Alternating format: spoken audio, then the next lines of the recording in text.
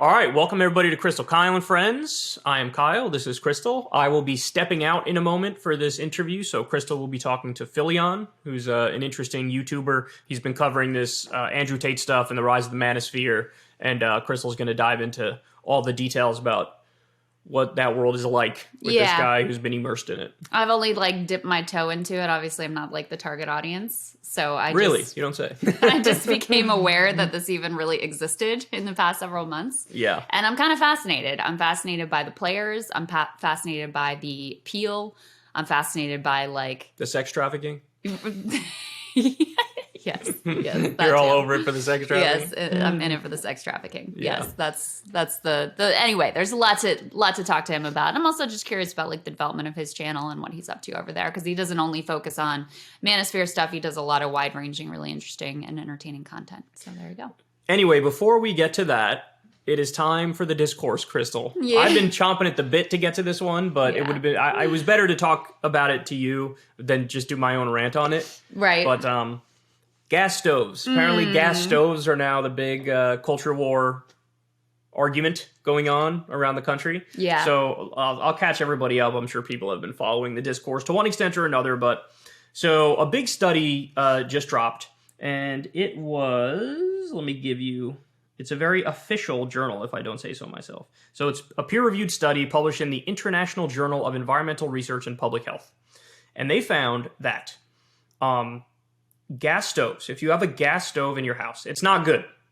It's provably not good health-wise. So 12.7% of childhood asthma in the U.S.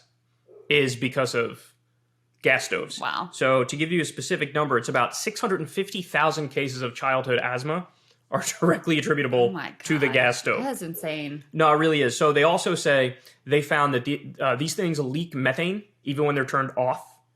And so they also lead to other serious respiratory issues that people have. Wow. We have a gas stove too, by the way. We do, and I had one growing up. I had one in New York. I have one in the place in New York now. I mean, it's just. And by the way, I saw a good map on this. It's the West Coast, and I want to say Illinois and the Northeast are the only places that have majority gas stoves. Yeah. Which was interesting. I had no idea that was the case. Apparently, the reason in the Northeast is because that's the oldest area where the infrastructure is built out. Right. Yeah. And you know how we used to have those gas lights, lamps? Uh-huh. And the wiring for that pre-existing is the reason why so many homes here, and so it's this total sort of fluke legacy historical reason that we have it. My mom's house is from 1900 or 1910 or something, and it's got gas stove. Yeah. Now they say, I read one article that mentioned cancer as well, that there's a link between the gas stoves and cancer. Yeah. And so this is what came out, right? And there were some little feelers put out there, and some media outlets were basically saying the government's maybe looking into getting rid of these, banning these. And it led to a giant, colossal backlash. But what I found, so there's a bunch of things I find really interesting about this, but I don't think any of the people who were circling the wagons around gas stoves, I don't think any of them even saw the original thing that led to the outrage. All I think they saw was from conservative outlets. They say, government considering banning gas stoves, with no context whatsoever. Yeah. Headlines that say that. And so then they act like this is. So it's gotten to the point where, so you have, who was it? Jim Jordan, who tweeted, Gods, guns, gas stoves. Matt Gaetz tweeted, take it from my cold dead hands. And it was a picture of the gas stove, And then now Ron DeSantis is selling merch with gas stove stuff on it. Don't tread on my gas stove, some shit like that. That guy, there is not a culture war fight he won't jump immediately on top of. Yeah. Shamelessly. So, but I saw Joe Manchin also tweet. Manchin too. Which was another level, because he also has fossil fuel of course. money. There's a financial interest there as well. Yeah. But so this instinct of people to immediately no, keep it like it is. That is the textbook definition of the reactionary instinct, right? Something happens, you're no, I don't like that, no.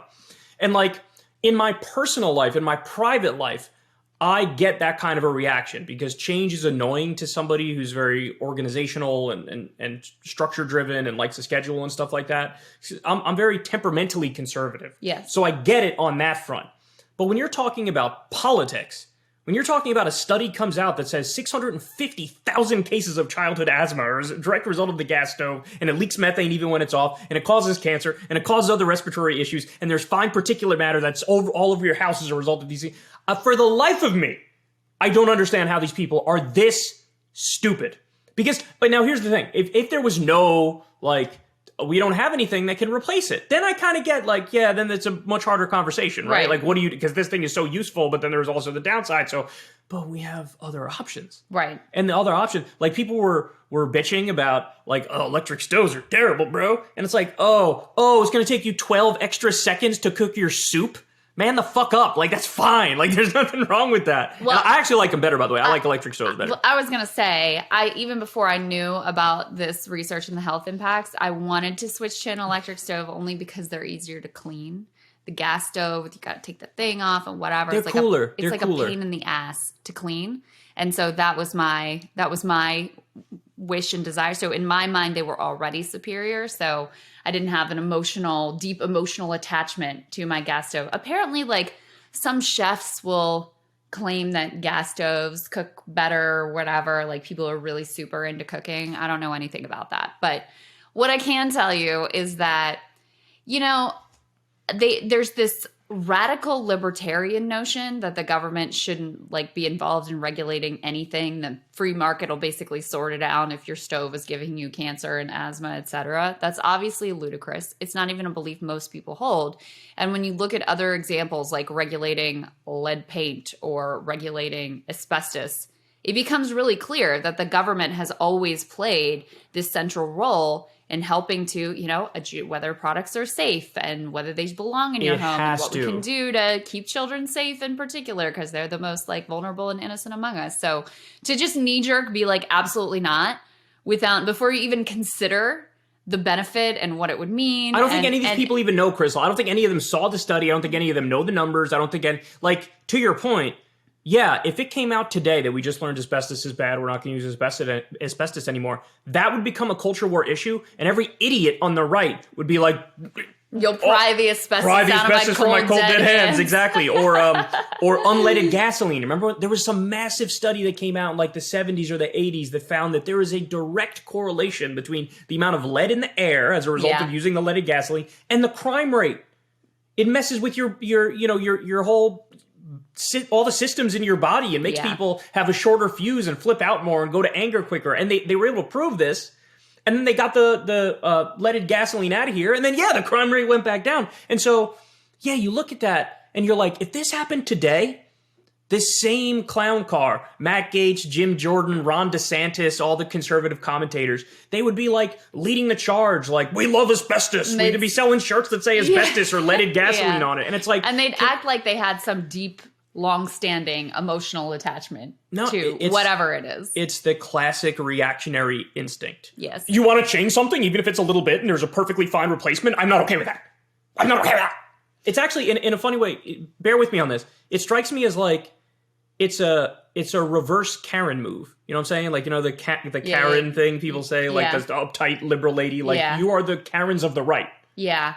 It's also a very radical anti-government notion. It ties in with, now that the Republicans are back in control in the House. I mean, they've not just gone full back to Tea Party, but it's Tea Party on steroids. And you have some lady who's new in Congress saying taxation is theft and just totally radical anti-government fringe ideology that is completely in vogue within the hardest right faction of the Republican Party, with most of the Republican Party, frankly. And this fits right in with that too, where it's government doesn't belong even on something that has a really clear, measurable safety impact on thousands of children. Even there, we think the government should just be hands off and let people do whatever. So let me ask you a question. One of the things I tweeted the other day watching this all fall out is, even if a study came out that said 97% of all cancers are because of gas stoves being in your house, I still think they would react the exact same way. I agree. Because they would just discount the study. They'd say it was fake. They'd say they don't believe it. They have a gas stove and they didn't get cancer. Some anecdote about like, my cousin has an electric stove and that actually gave her cancer or whatever. Like there would be a whole conservative outrage machine and denial machine that would kick into gear. And yeah. Now, meanwhile, I think they would be like dramatically at odds with most American people, but it's like the hardest, most committed fringe of the party that drives most of the politics on that side. So yeah. I never understood. There are some people who are committed to tradition for tradition's sake. Like tradition is good by its nature. Yeah. And it's like there was a time when, you know, back in ancient societies where it'd be like child sacrifice was the tradition.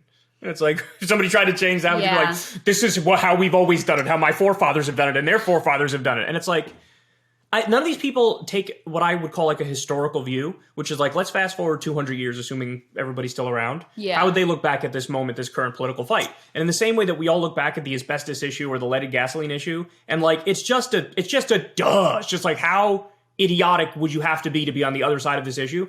They don't see that with this thing with the gas stove. I don't even connect it so much to an attachment to certain traditions because in a way I could sort of respect that more. Like this is the way we've done things for generations and this matters to me. It is just purely right. No one has a tradition of a gas stove, right? They're not like, this is what my family has done for generations. It's just like, no, liberals say this, the government wants to do that, therefore I'm on the other side. That's it. I don't think it has anything to do with like deep attachment to gas stoves over many generations. By the way, final point. I've seen so many tweets from conservatives that seem to sincerely believe that any potential move from the government here, which by the way, now Biden trashed it because he saw the backlash. Yeah. Which is the saddest thing I've ever heard. He's such a cuck. But I've seen so many tweets that indicate these people sincerely believed if the government were to act on this, it would be a retroactive ban of gas stoves. That they were kind of come in your house. You have to literally have a room temperature IQ to believe that that would ever be on the table, considering the amount of manpower you would need in order to 35 to 40% of households in the country have gas stoves. Do you have any idea? Over 100 million people, you would need jackbooted government thugs to bust down the door in over 100 million Americans' homes and drag out a kitchen appliance. How dumb do you have to be to think, that's what's coming, bro? That's what's coming. That's what I'm really afraid of.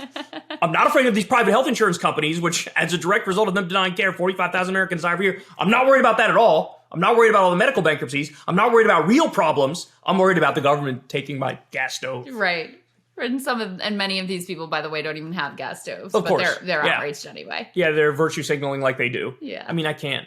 This stuff drives me crazy, Krystal. Because it's like, there are times where I feel like, yeah, if we do the work, if we try hard enough, if we make the right arguments, we're going to get through to a lot of these people and we're going to change their mind. Then there's moments like this where I'm just like,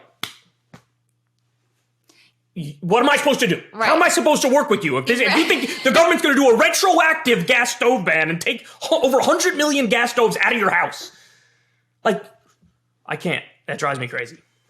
Just remember, it's a very online conversation, and there were lots of normies out there in the world who, number one, were just even oblivious to the fact that this conversation was going on, or number two, were like, well, has huge impact on asthma? That seems like a reasonable approach. And it's more than that. That's not even like, it's more than just that too, with the cancer and the fine particulate matter and the other respiratory illnesses. Like, it's leaking poison all day. By the way, I'm so unsurprised by the study too, because I've always said there's going to come a day where the microwave study comes out and it's like, anybody who's ever used a microwave once is dead. Yeah. Like, you're all going to die. You got 7 minutes left. I'm going to be like, well, I kind of knew it. You're using like, I don't even know how it's like magic. It's voodoo. It's like, let's use radiation in order to make your food up. It's done in 17 seconds. There's nothing weird about that. Don't worry about it. It's fine. It's fine. Yeah. And then when that study comes out, I will immediately do a flip flop and be like, from my cold dead hands, bro. Like, I'm willing to take the risk.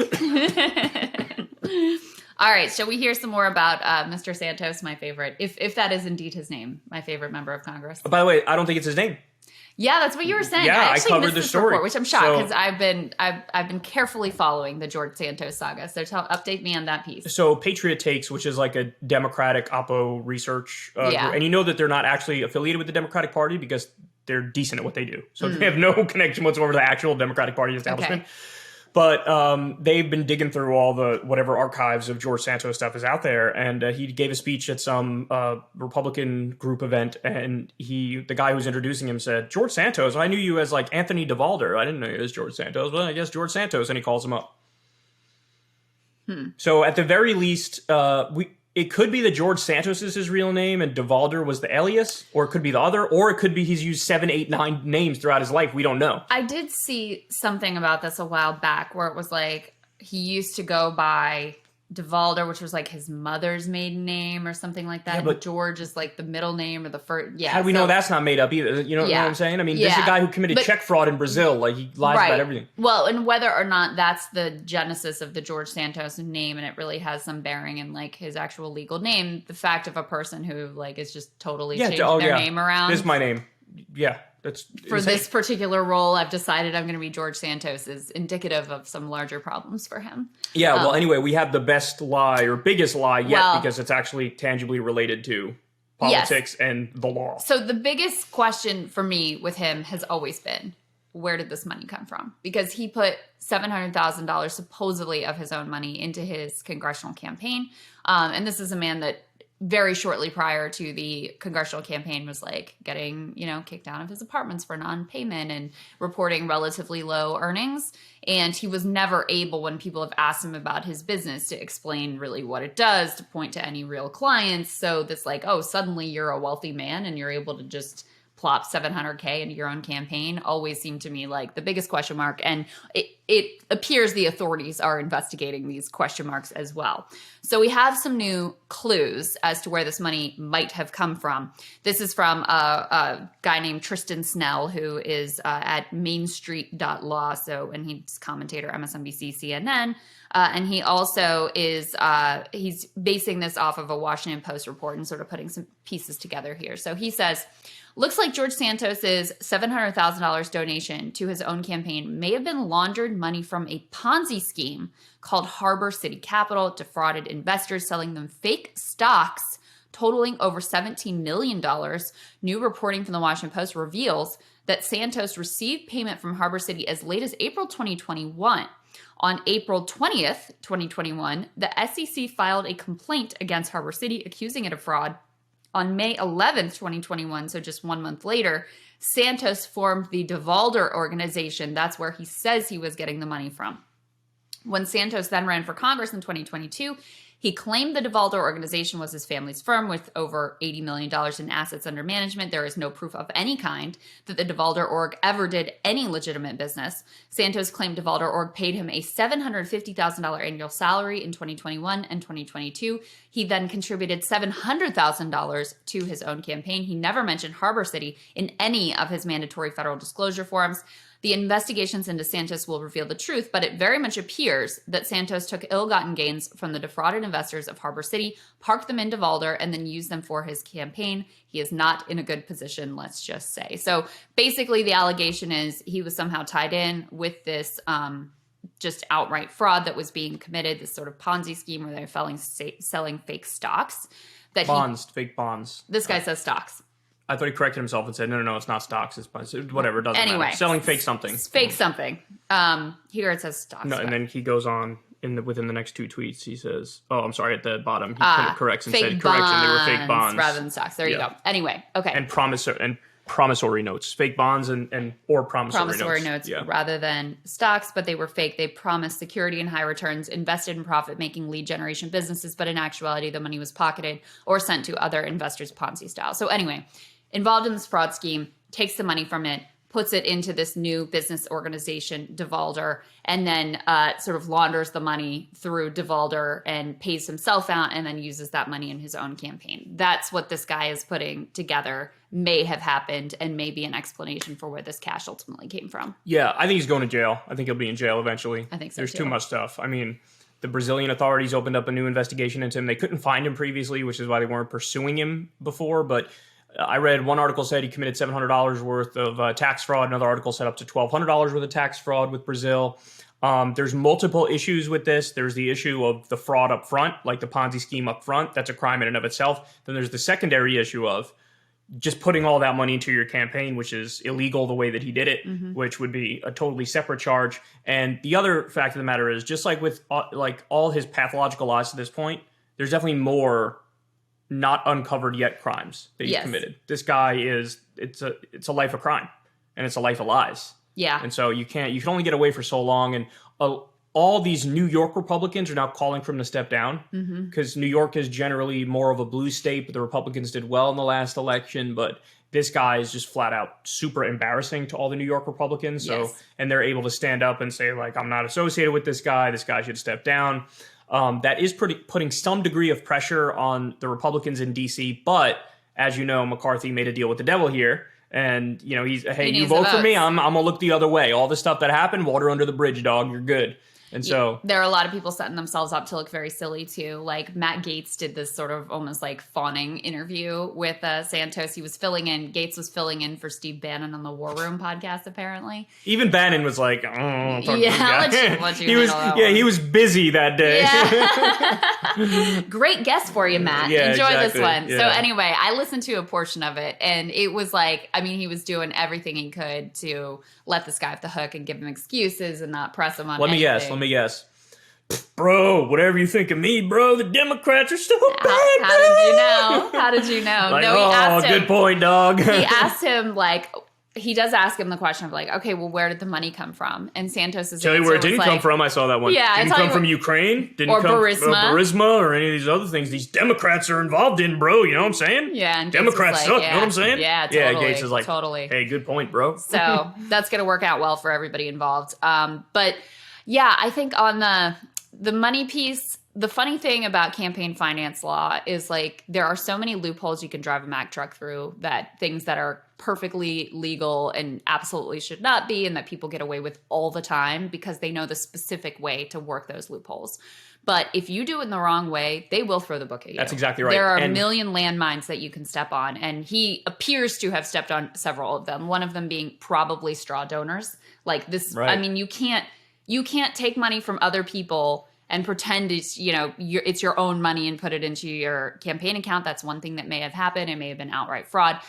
There's all kinds of areas where he probably big time fucked up here, and you can get serious prison time if you break these laws. And this gives the campaign finance system like the veneer of respectability too. It's sort of like how when they went after Bernie Madoff, or now they're going after SBF of FTX. It's like, see, like the system's working. We're going after the bad apples. You know what I'm saying? And it's a similar deal here, where it's like, and that's why, like, the wealthy and connected, usually they exploit these loopholes in a way that is legal, even though it's unethical and immoral. But you need the army of, like, experts and attorneys to tell you how to navigate all this stuff. And if you have some upstart who comes out of nowhere who does it, they don't follow the right procedures, and then they can put their head on a platter and be like, see, it's a good system, and we just took out the bad apples, so don't even complain about the system. That's very well said. Yeah. Very good point.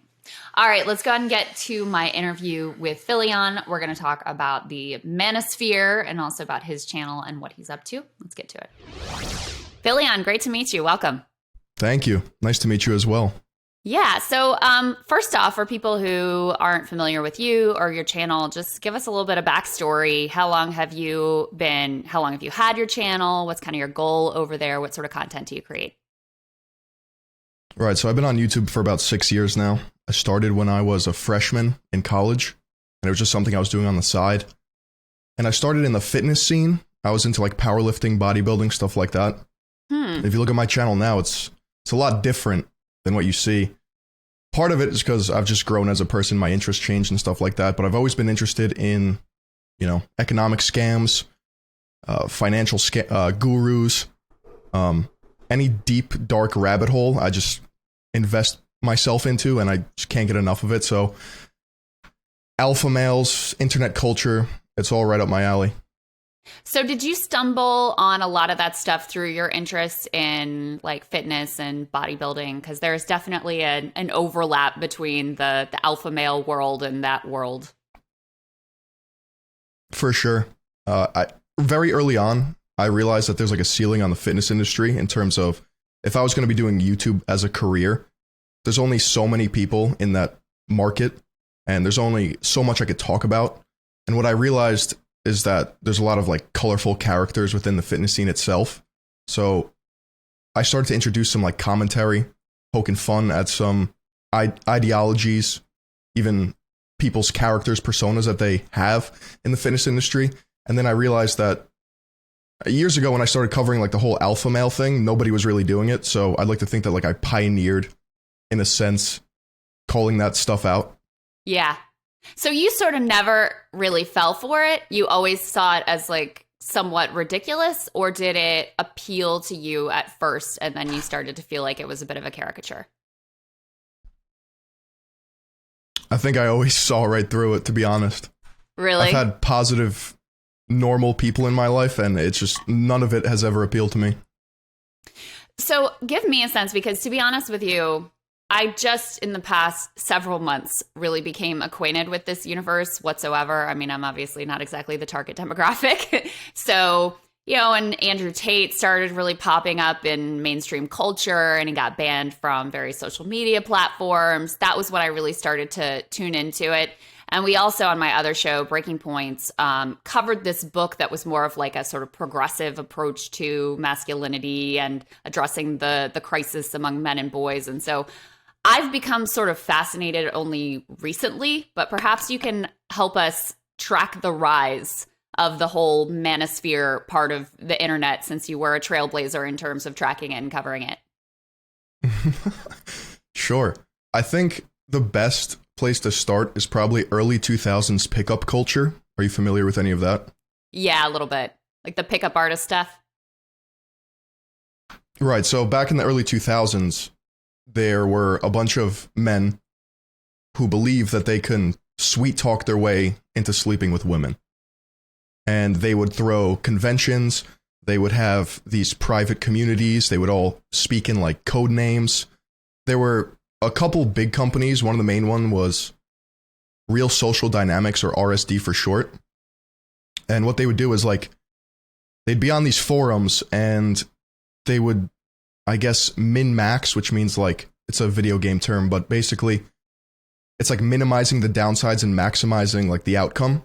So they would try to like do that with women in regards to sex. And they thought their ability to do that equaled how much of a man they were.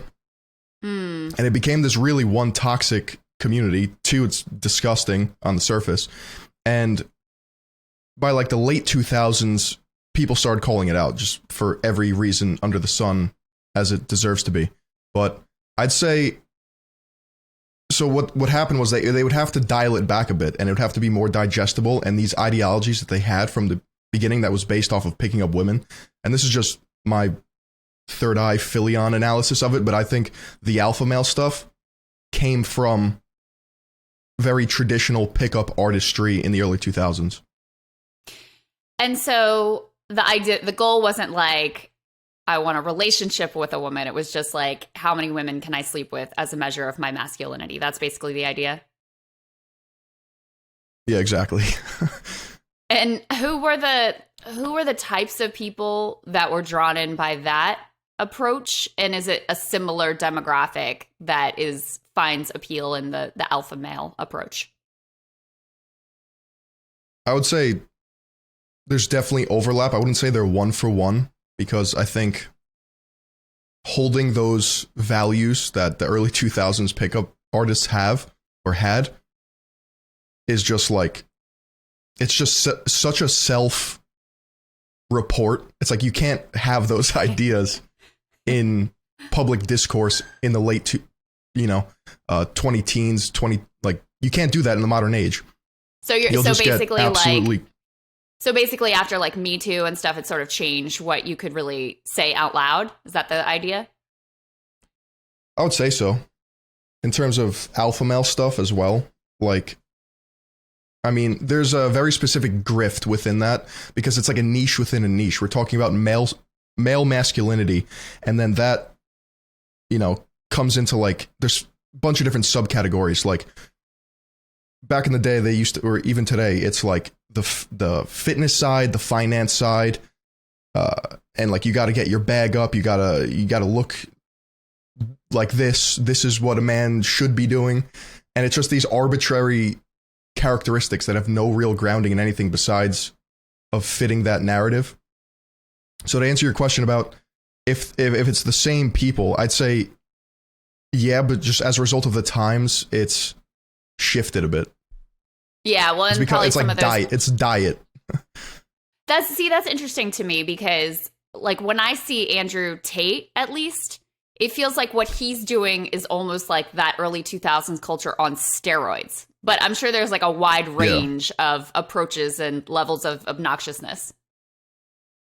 For sure. Andrew Tate is like the hyperbolic example because he's quite literally probably the most famous and the most successful to dominate that niche, that market of people that are looking for a daddy. That's just like what they want at the end of the day.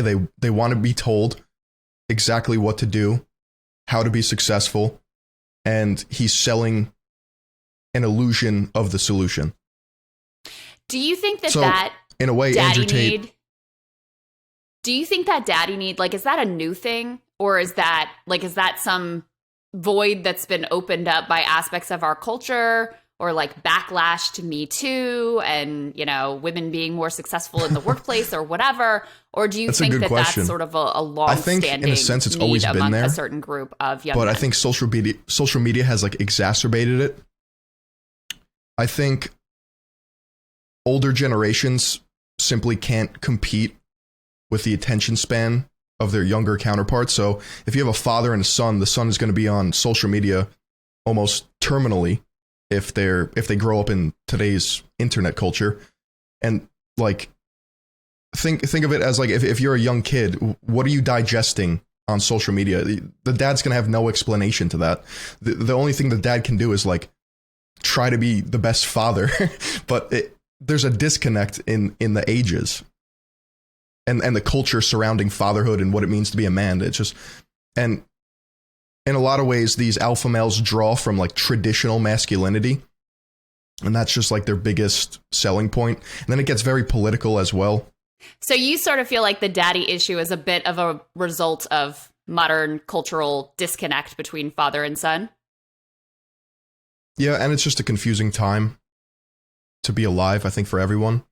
But I think it's a cop-out to say that like men have an infinitely hard time compared to women. It's just like not, you know, or it's just like, why are we making that distinction? Like life is just hard, life is suffering, and to pretend that like men are superior because they have to, you know, work for everything in life. And this is not me speaking, this is rhetoric preached by people like Andrew Tate or other daddy guru figures.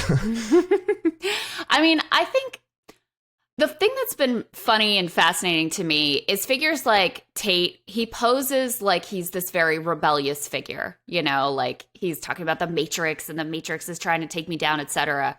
And yet the values that he espouses are like the most conventional establishment, like pre-established values that already exist in society, like be consumerist and acquire lots of things and try to get women and try to get that bag and try to look a certain way. It's like, that is what culture preaches every single day. So the fact that you're just going in hard on that doesn't make you a rebel. It makes you like an upholder of exactly how things already are.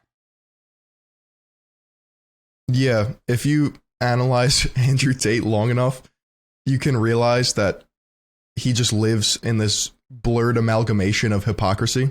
One really blatant one that is rather recent is he converted to Islam, and he also brags about owning casinos and having a cam girl business.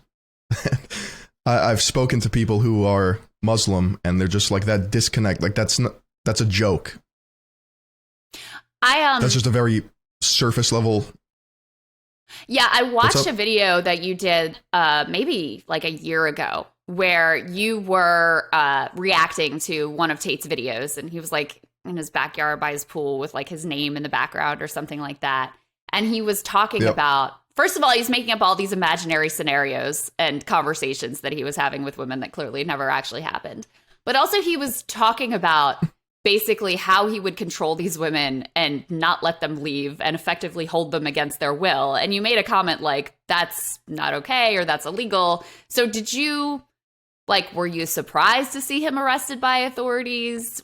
What else has he said on camera that would lead you to believe potentially he's involved in an illegal sex trafficking ring? What have you thought about recent events? Well, there was a part of me, so I made that video well over a year ago, and it was before his new social media crusade, where there was a very dedicated approach to being like, I will take over the internet, because Tate has been around for years, like literally 5 to 6 years, and he's only cranked it up a notch in the past 12 months.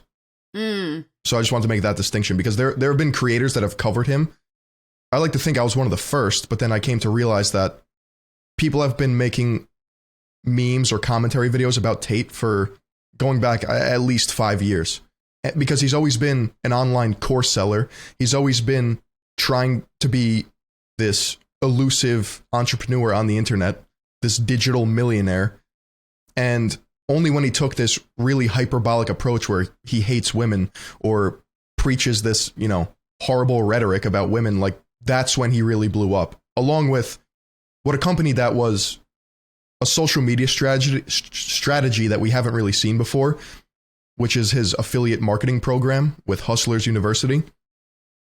So when I made my video, I've never seen him before, and I couldn't tell if he was playing a character or not, because what I'm realizing, even on videos that I'm making now, more long form stuff, is that there is a very real strategy of being hard to define and saying things just for attention and then hiding behind the character.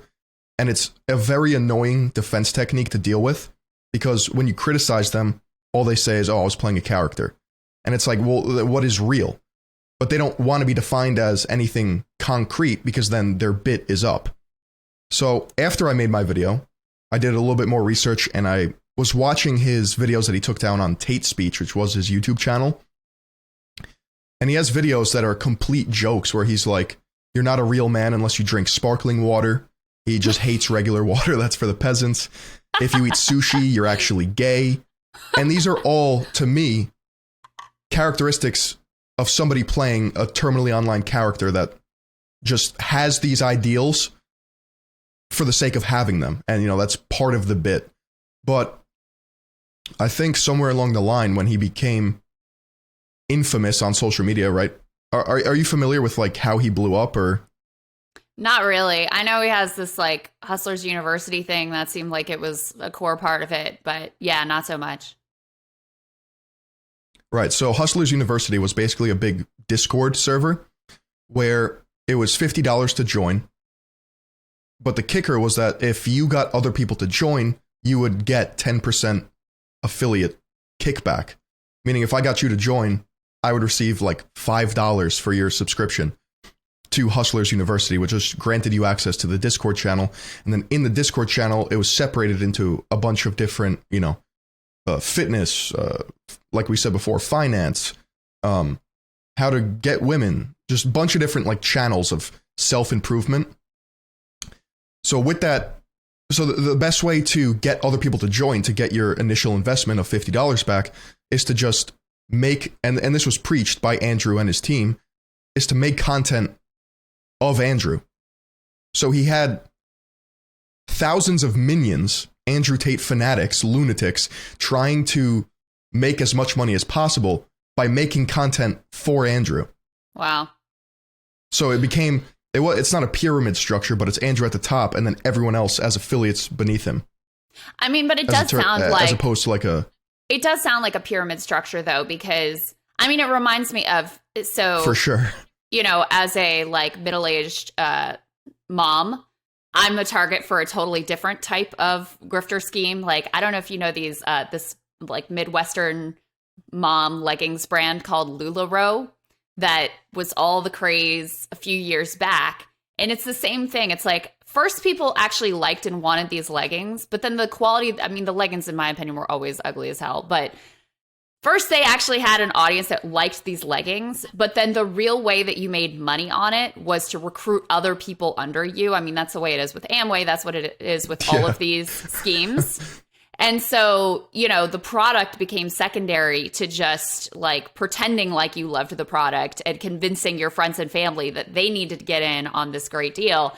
It sounds exactly like that to me. It also, frankly, it sounds a lot like crypto too, and the kind of culture over there where if you say anything negative about whatever coin it is that you're hyping, then you're accused of FUD, fear, uncertainty, or doubt, because it's the same deal. These things only have any value if you can persuade other people that they have value and that they're going to continue to rise in value. Otherwise, they're literally, I mean, it's literally nothing. It's monopoly money.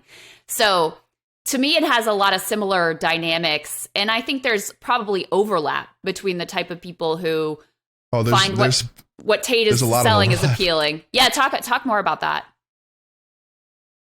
Right. So let me get back to your original question because I didn't really answer it. There's a Twitter user named Crabman. I think he was taken down in the past, but that's the handle he has now. And he has documented every single thing that is questionable or gross or illegal that Andrew Tate has done. And I think he does a very good job of documenting just the sheer facts. So I wasn't really surprised that he was arrested. But the problem I have is that in my head, for a little bit, I thought he was playing a full-on character because I surround myself with, or I don't surround myself with, but the nature of my work requires me to investigate heavily into like online figures.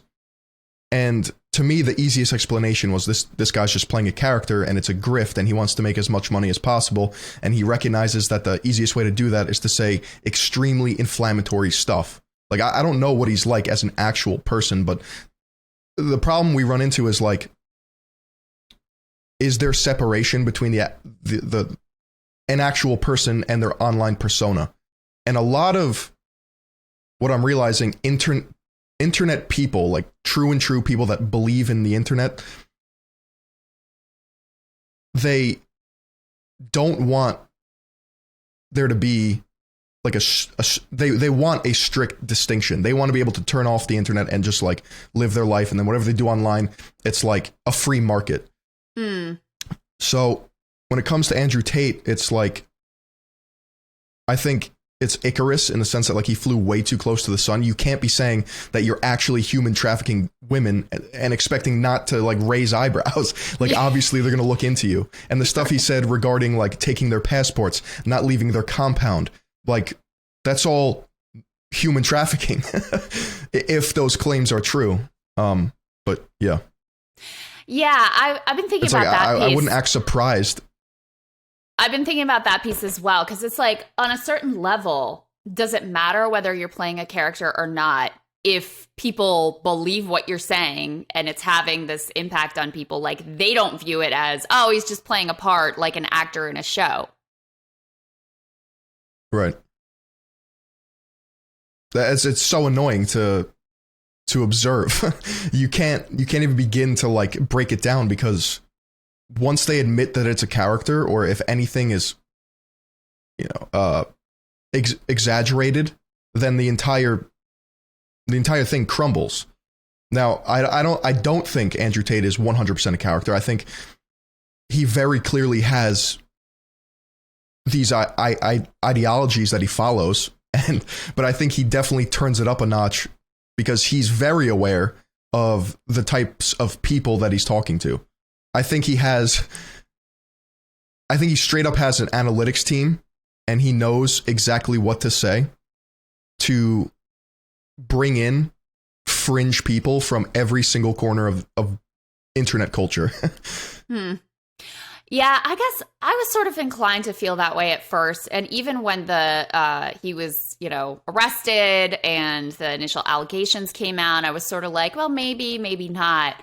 But when I saw all the videos of him basically explaining the way that he would control women and lure them in by pretending to be their boyfriend and pretending that they love them and like the strategies that he employed. Yeah, the lover boy method. Exactly. I was more persuaded that, oh, no, this is like real criminality. And then I don't know if did you see the text that came out just recently? I think Vice News got a hold of them, where a woman who had accused him of rape, she held on to these texts and voicemails where he was literally like, I liked raping you, and does it make me a bad person that the more you hated it, the more that I liked it? Yeah, it's just like inexcusable, disgusting, illegal, horrible shit. I mean, it's... Yeah.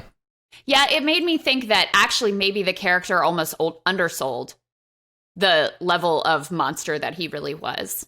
But like you said, I mean, with so many of these people, they're taking something and hyping it up for clicks and, you know, to feed their audience what their audience wants to hear. And, you know, it's all about that versus any sort of real ideology that it can be kind of hard to say. The main thing that I'm confused about is like, why would you say all this stuff if your goal was to become the biggest person on the internet?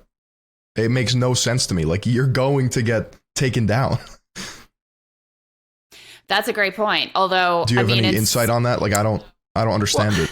I mean, for some of these people, though, like getting canceled and getting deplatformed makes them richer than ever, because then it feeds into his narrative about like, oh, I'm this anti-establishment and the Matrix is out to get me and I'm a dangerous man. And so then when he's deplatformed, he's like, oh, it's because I'm saying things that they don't want you to know.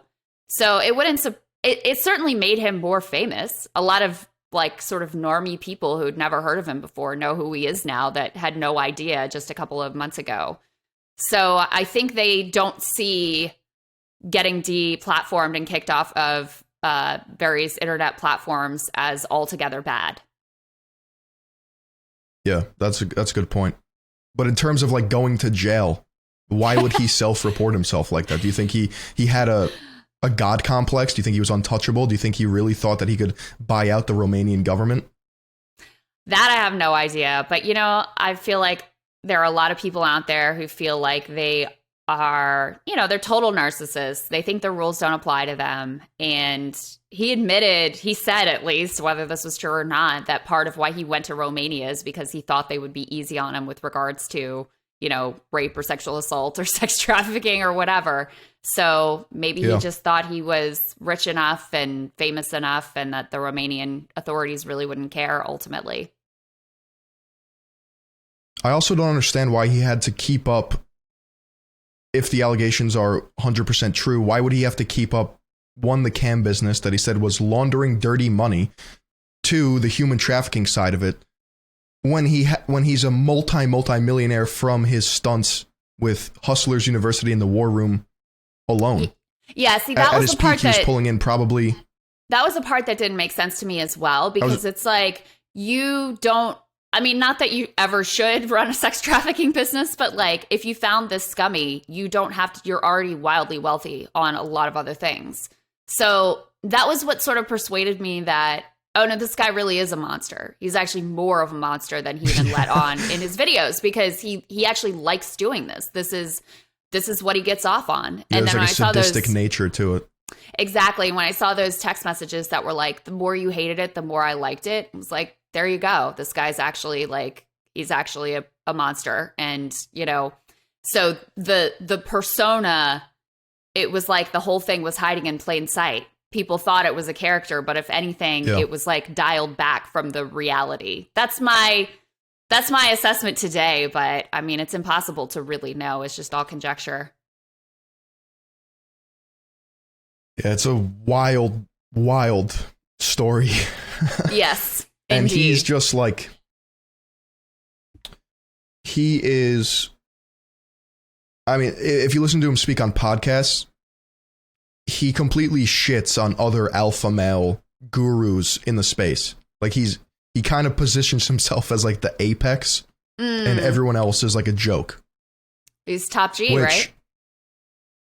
Yeah, he's just the top G. Talk about some of the other characters who are Andrew Tate adjacent. Number one's his brother, Tristan. Do you know much about him or? Just that he also got arrested. Okay. So one of the grossest things I think, and it makes me, just like you said, like it very well could be just monsters hiding in plain sight. In fact, that's a very reasonable conclusion to come to, considering what I'm about to say. Like, Tristan had a sex journal, so he would, and you could buy it. I think it was on Gumroad or Substack or one of those like alternate platforms. Basically, he would have sex with a woman and then like document his experience and like rate it, and then like all the followers would like buy it and like glorify Tristan and be like, oh, this guy's the man, like he gets so much sex. I thought that was really weird. There's a very weird psychosexual thing going on with everything involved in the Tates. It's just like yeah, that is really bizarre and really disgusting.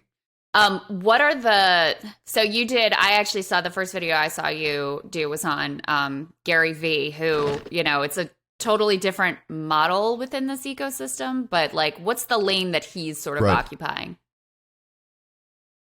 Gary V is, I would not say anywhere close to the alpha male realm. I would say for a fact, he's in the crypto NFT space. That's where he's positioned himself. Mm-hmm. And as someone who, grew up with social media and it's my career now, someone who's obsessed with social media, I find his approaches to things just like weird, not good advice. He has a very young audience from what I understand. I can't picture, videos will tell me otherwise, but I can't picture a grown person watching Gary V unironically and being inspired. Maybe I'm missing something, but it's bizarre to me. But there are adults who love Gary V, and it's a part of the internet that is so innocent that like I'm not around, so I can't really speak too much on it. But it's like Facebook moms and kids who scroll endlessly on Instagram Reels. Gary V preaches quantity over quality above all. He's like, just post.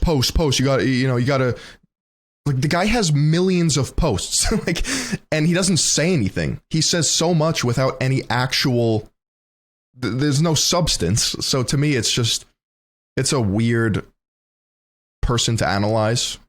I don't agree with a lot of his crypto stuff. I think he's very sketchy when it comes to NFT sales. For example, there have been influencers such as Logan Paul and Mr. Beast on Logan Paul's podcast, and they talked about how Gary V got a bunch of influencers, high-profile people, into a call, told them to buy something called CryptoPunks, or as another NFT project, and that is like market manipulation. That's called painting the tape. And then he's got his whole V-Friends thing, which is like, he'll draw on like a Starbucks napkin, and it's the worst, shittiest doodle I've ever seen, and he'll put it on the blockchain and sell it, and it'll be like, the prideful pig, or they'll just add like an alliteration, the beautiful butterfly, and that is supposed to have some deep meaning. It's a slap in the face to artists that actually believe in the technology, if they even do, but it's just a disgrace to art in itself. Like, how he's making millions of dollars off of the dumbest shit, and I don't get it. So that's my Gary V rant. Are there figures in this space? Because, clearly there is this issue of young men looking for daddy, looking for guidance, trying to find their way in the world, feeling sort of lost and adrift. And like, as a lefty, my analysis of this is basically the culture tells you that to be a real man, you got to get the bag and you got to get the girls. And then it's sort of cut off all of a lot of ability to be able to earn an income and be able to provide and have that, like, American dream life that you're told you're supposed to be able to achieve. And so it seems to me like there's a real need here for some sort of more positive guidance that doesn't just lead you on a garden path to Andrew Tate ultimately. Do you see anyone out there who is providing, who is meeting this need in a more positive and more honest and less grifty kind of a way? So you're asking if I see a daddy figure out there that I appreciate, that you could get behind, a daddy figure you could get behind, that you would endorse.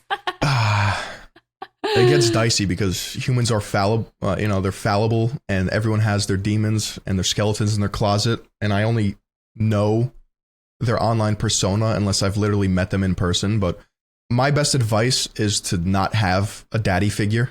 I'm very into intrinsic motivation or intrinsic motivational factors, and instead of extrinsic. I wouldn't look at other people and aspire to be them.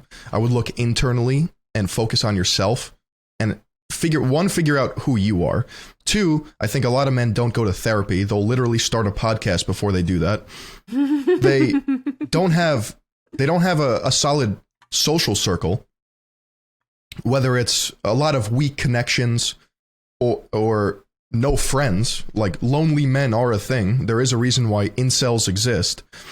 So I think self-development in itself is paramount. That should be the goal for a lot of people, but it should be self-evident in a lot of ways, and it's not for a lot of people, and that's what gets exploited. Because if it's taught properly, if you grow up in a loving, comforting environment that is quote unquote healthy, you kind of develop in that way. You're a product of your environment, but a lot of people don't have that environment. So to pick one person that I would like look up to, I would say that's like a flawed question. So I don't see anyone that I would call my daddy. I think that's a great answer. What do you think that a better image of masculinity would be? That's not the just like, how much money what's in your bank account and who's in your bed? Right. I hate that definition of masculinity. It's just so, I don't know, reductionist. Like, I'm not impressed by who you sleep with or how much money you have. Like, I think their entire value systems are just off. You have to be, 1, a kind, good person. I think that's just like, that's baseline. 2, I think you shouldn't have these strict guidelines of what it means to be a man. I think you should develop as a person and follow your interests and passions. I think although masculinity in the current sphere it's based off of like traditionalism in a sense, where the man provides, the man was always strong, the man takes care of his wife, like, and yeah, that may have worked in the past, but like, we don't live in the past anymore.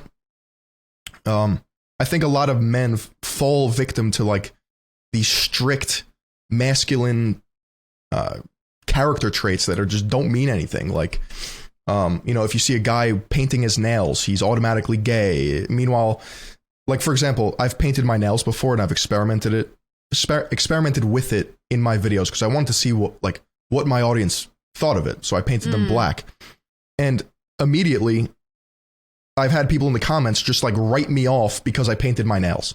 And it's just like those small things that actually mean nothing and don't impact people's life, they hyperfixate on because they have these strict things in their brain that they think like can't happen. Yeah, so sorry, I spiraled a little bit, but it's just I think it's a great point though. It's frustrating.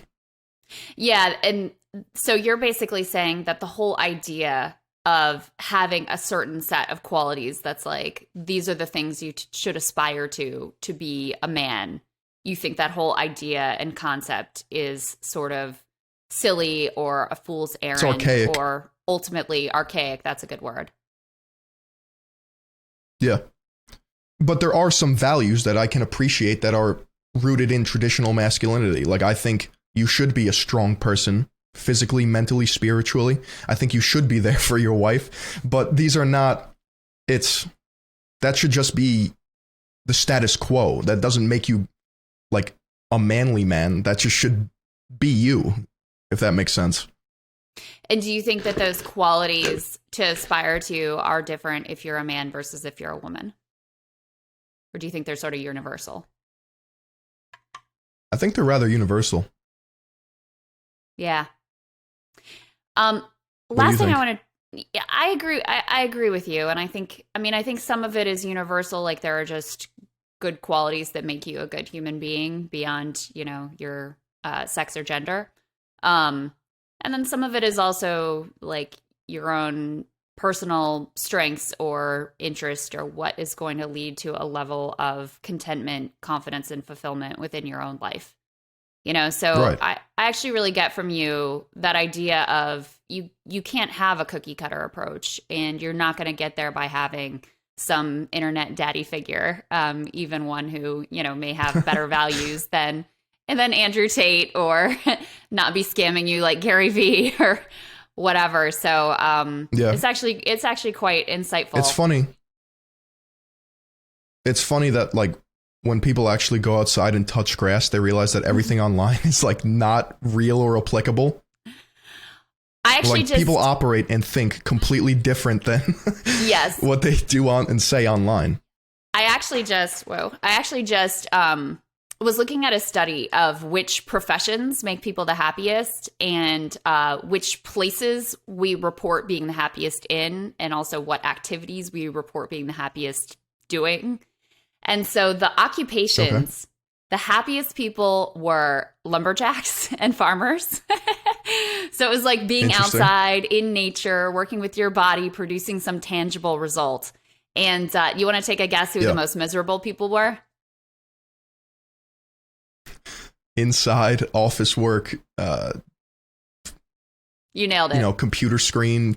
Yes, no you sunlight. nailed it. And specifically, it was the most miserable people were lawyers and bankers, because it's like not only are you inside staring at a screen doing like tedious, boring work, intangible work, but oftentimes it's probably also immoral. So like if you're on Wall Street, or if you're a certain type of lawyer, Yeah, there's that side to it.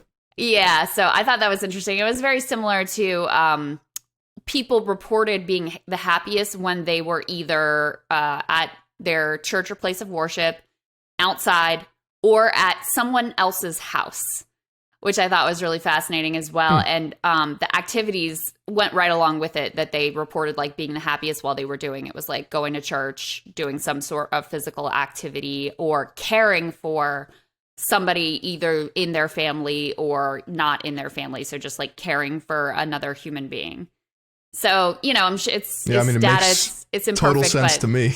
it speaks to these sort of deep human values, which are really kind of directly at odds with what the Andrew Tates of the world are selling, which is like, oh, the way to happiness is through, buying more things and having more luxury goods and basically treating other people like shit and caring only for yourself. Yeah, 100% agree. There's also other characters. I know you asked me like the alpha male thing, but like, are you familiar with Jay Waller? Not at all. So he's the red hair tall guy who's in Andrew Tate's circle as well. So it's Andrew Tate, Tristan Tate, Jay Waller, sartorial shooter, and then this other guy, I think his name is Sam. He wears a hat, and apparently he's a hypnotist. And then there's also Sterling Cooper, who's an adult male star. And they each have like their very stratified social media courses that they sell. And the interesting thing with Jay Waller, I would have to do more research on it, but I was sent an email about Jay Waller's mom. So this guy's like a 35-year-old grown-ass man, and his mom reached out to a bunch of people on the internet and was like, yeah, my son is just like, I don't agree with any of this. This is not who he is. He's a sweet young boy, and he's doing this as like a bit. And I just thought that was very interesting because she has interviews on YouTube talking about how her son is like a completely different person than what he portrays. And it gets interesting when you also look at, I mean, I know why they do it, but if you ever look at the way Andrew Tate and his clan talks, it's typical marketing copywriting with the spaces in between, the very succinct, short like clauses, and then there's usually like an inflammatory piece, and then it's like boom, sell. It's like it's just a marketing thing 24/7. I just thought that was interesting too. bring up to analyze, and yeah.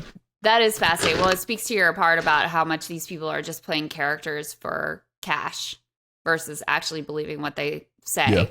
But then, like I said, the other question is, does it really matter whether it's a character or whether it's real if you've got people I don't, who really buy it? I don't think it does matter. Yeah. I think it's a cop-out, like I said before. If you're playing a character long enough, you just become the character, because if you're refusing to be defined by anything concrete, then like you live in this ephemeral like mystique that it's just, you can deflect any negativity and just, like enforce tribal warfare with your own community against other people. It's like when Andrew Tate said, I got 3 lives. The first one is deplatforming me. Second one is throwing me in jail. Third is killing me. So he's like, a couple months ago, he was like, they already deplatformed me. I only got 2 lives left. Next, they'll throw me in jail. What happens? He gets thrown in jail. What does his audience do? See, look, Daddy Tate predicted this. It's like a criminal doing illegal things and then saying they're going to get thrown in jail and then getting thrown in jail. Like, why is that a surprise to you? It's just a confirmation bias. Yeah, and using the fact that you got caught committing crimes as like proof that the man is out to get you versus proof that you actually committed crimes and belong in prison. Yeah. Well, it's been really wonderful talking to you, and I feel like you gave me a lot to think about with regards to the space and life and daddy figures and all the rest. Do you know what video you're working on next? What are you posting on your channel next? So I have like a weird approach right now, because I'd like to think that I have like 4 different audiences. I have the fitness people from all the way back in the day. I have commentary videos, which is like the Andrew Tate stuff, the manosphere, critiques, stuff like that. I have mini documentaries, and then I have people that just watch me just for me, which I can appreciate. Thank you. But the problem with that is like people don't know what I'm going to upload next. And if I do, it's like, some people might hesitate because it's like, oh, I didn't subscribe for this, I subscribed for that. So my approach now is just going to be make commentary videos, because one, it's like a lighter workload for me. I enjoy making them and I think they're funny, while I work on big stuff behind the scenes. So I have 2 huge projects that are coming out this year. One, I don't really like to like say what they are, because then, like, I guess journalistically, I don't want other people to like go for it. But one of them it's in the crypto space, and the other one is a fully produced documentary that'll test my filmmaking skills, and it's a true crime story. So I'll say that. That's amazing. Well, keep us posted on what you're up to. Would love to talk to you about, either one of those projects or both of them potentially. And the crypto stuff is something that I've also been really fascinated with, because similar to you, I'm sort of really drawn in by what makes a con man tick, and, the various levels of grift and who's susceptible to it, and what it says about our society, that there seemed to be such an opening right now, maybe a kind of like uniquely large opening for these grifters and charlatans to take advantage of people and speak to whatever it is that they're missing in their life and whatever it is that they're looking to get out of these things. So would love to have you back. Thank you for taking the time. And lastly, tell people where they can find you. Of course. Thank you for having me. You can just search me up, Philion, on YouTube and Instagram. Twitter, it's Third Eye of Truth. And yeah, hope to see you guys. All right. Thanks so much. Take care. All right, y'all, we are here. I am back. So I would have liked to participate in that conversation, but we're a mess. We got a bunch of stuff going on. We didn't record this on the normal day that we recorded, and it was a logistical headache, so I couldn't really squeeze in. But anyway, I'm back now. So. Yeah. Well, you got to listen to the conversation. No, not really. I got to listen to your end of the conversation. Right. I didn't hear his end of the conversation, but I was able to pick up on certain things you guys were talking about. Yeah. So let me run by you something that he was saying, because I think you might have some thoughts on it. Mm-hmm. So I asked him basically like, all right, well, are there better role models for young men in the YouTube ecosystem than like, Andrew Tate or Gary Vee or whoever? And he was basically like, don't look for a daddy figure. Like, you have to figure this out kind of like internally, going after, even if it's a more positive or more, reasonable individual alternative, is going to lead you to not the greatest place, because ultimately then you're just slavishly following somebody else, even if they have a somewhat better ideology. What do you think of that? I don't think that's possible. I mean, I think people are people, and so they're naturally gonna search out, somebody who has some sort of behavior that is appealing to them for whatever reason, and then they're like a North Star, and you try to like measure yourself up in accordance with what they are. Some people are lucky to have that in like a father figure or like an uncle. Other people, are not as lucky, and so that's kind of, I think, why people end up searching out stuff on YouTube that scratches whatever particular itch they have. So, I mean, in an ideal world, what he's saying, I think, makes sense. In an ideal world, it's like, don't look to anybody in particular. You don't need a daddy figure. You can figure this out on your own.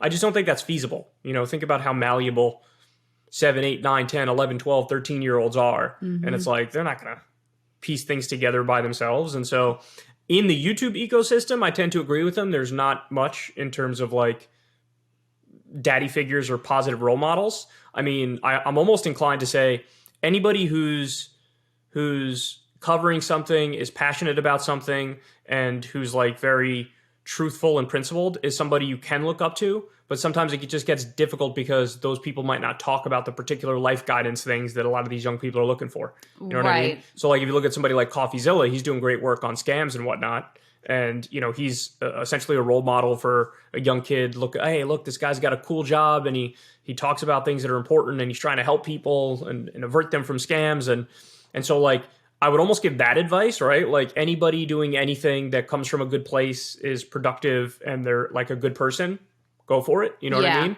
But I mean, well, I honestly think in fictional characters, you might see more, or in like the sports world, you might see more of like, well, that's what a role model looks like. The archetype of the male role model would look like. Of course. I mean, I think, because somebody sent me this other dude this morning who they were like, maybe this is the positive alternative to Tate. And I was looking at it, and there was like nothing objectionable. It seemed very affirmative, and like you have to give boys the space to be the lamb, but the tools to be the lion. That was like kind of the messaging from him, which again, like that's fine. There's something though that I just have spidey senses go off anytime anyone is positioning themselves as like motivational speaker or life coach or whatever. Yeah. There's something sort of inherently potentially manipulative, scammy, whatever, about putting yourself into that role. So I think what you said makes a lot of sense about like, maybe don't look for that person who's holding themselves out as like, you should be like me. I've got this all figured out. I've got the life advice that's going to set you on the right path. And instead look at people who are doing things that you respect and admire, and see the way that they're doing them, the way that they're carrying themselves, the principles that they seem to bring to that. And maybe that's a better approach to this than looking for the person who's actively like, I'm going to fix you and your life up. Yeah. So just to give a couple examples, Jon Stewart would have been a good example. When I was growing up, like Jon Stewart's got this good show, and he's doing good work, and he's funny, and he's interesting, and he comes across as a very like honest, truthful, well-meaning man who sticks by his word. You know what I mean?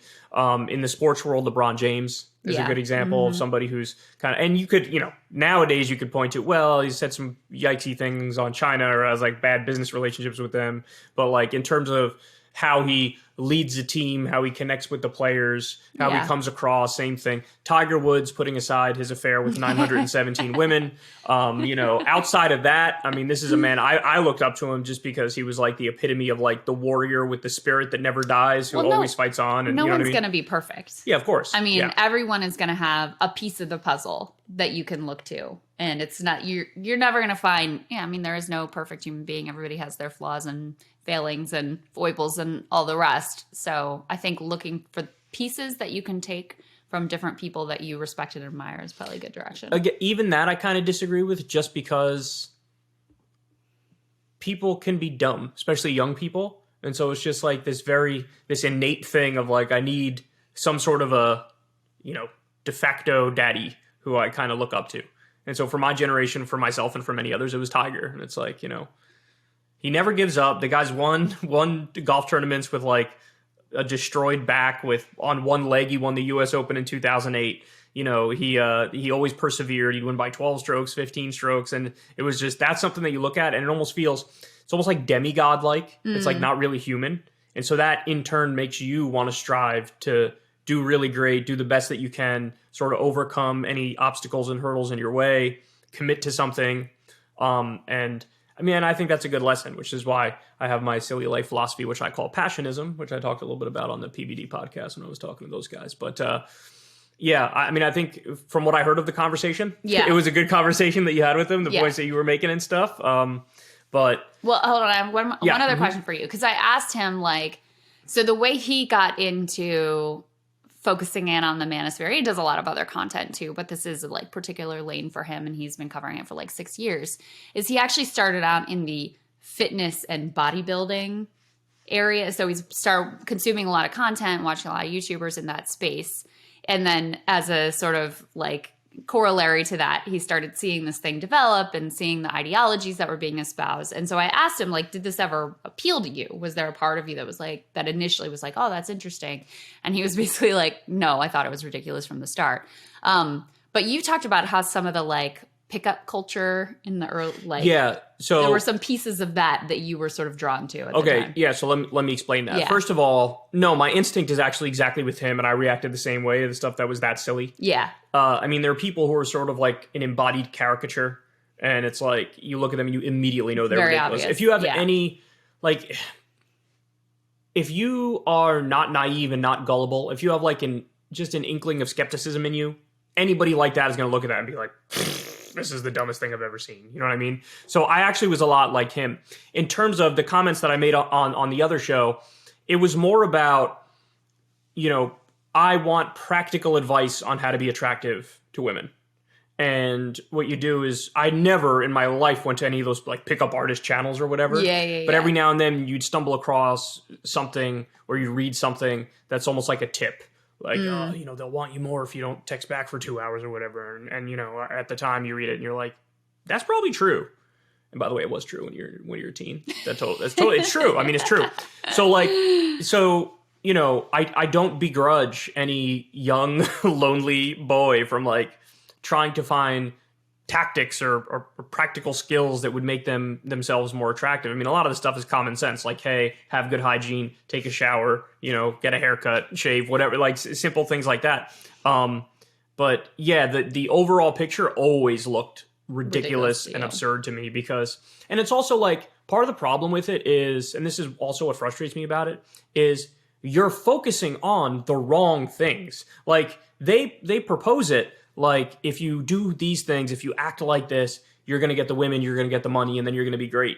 And it's like, I hate to tell you, bro, there are so many people with women and with money who are absolutely miserable. It's like you're just going down the wrong path. You're going in the wrong direction. Wrong goal, yeah. Right. Which is why, again, to me, the things that always were the people that were more inspiring and more interesting were like sports stars or people who were political figures who I admired, because clearly what they were doing is in the realm of sports, it's like trying to be the best they could possibly be to even like get their name in the history books, where it's like, you'll always remember this person because they were amazing. Or in the political realm, it's like have a wonderful ideas, a wonderful life philosophy, diagnose problems correctly so that you can like improve society for everybody. So it's like, that's something else that is like, it outlives your own life in a way. You know what I mean? And so it's like creating good, not just for you, it's for society in general. And that always appealed more to me, because any sort of like hedonistic pursuits,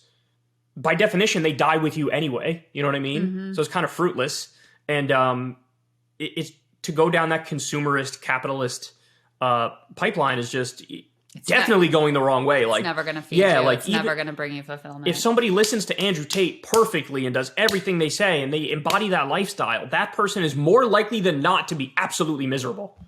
Absolutely miserable. So it's like, what are you doing? You know what I mean? So that's why I kind of agree with him that immediately it's like, oh, this stuff is silly. Gotcha. So Well, it was fun talking to Philion, and always fun being with you beautiful people out there. If you have not already subscribed on Substack, go ahead and do that. There's the paid version that you get full video, day in advance. Putting on my glasses. They look kind of good on you. What do you think? Too feminine? Yeah. Too feminine. They're only like a little bit feminine. No, they're too feminine. Yeah, they're too I think feminine. you can pull it off. Says the guy with bleached blonde hair. Bro, this is too far. Just too much. This is what the pickup dudes would have told you. Glasses are too much, the but glasses this, off. right on. Don't text her back and take the glasses off. Definitely. All right. We love y'all. We'll see you next week.